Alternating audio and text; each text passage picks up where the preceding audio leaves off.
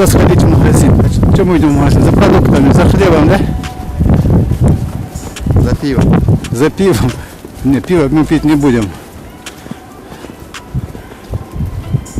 Как говорится, в такую погоду хозяин собаку не выгонит. А мы пошли.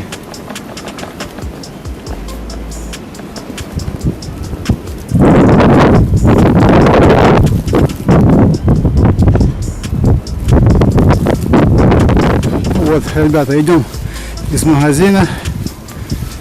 Смотрите, какая у нас погодка. Ух ты. И снег идет, и тает, и капает, и ветер гудит в деревьях.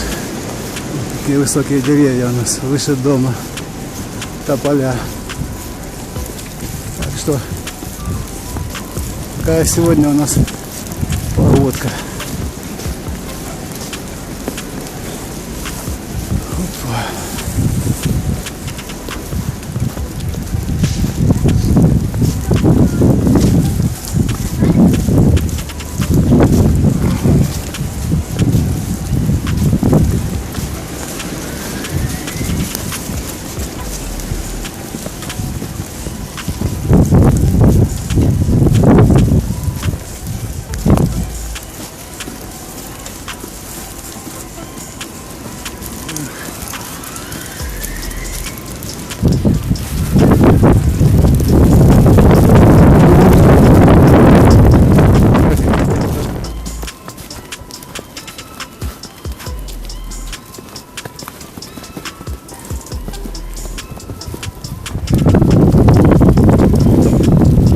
Школьный двор.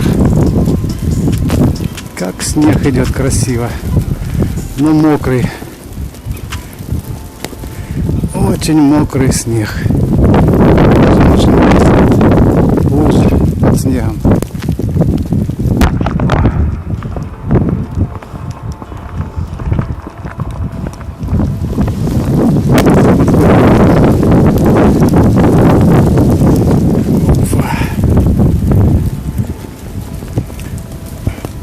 Вот и я. Ну что, всем пока. Такой у нас идет снег.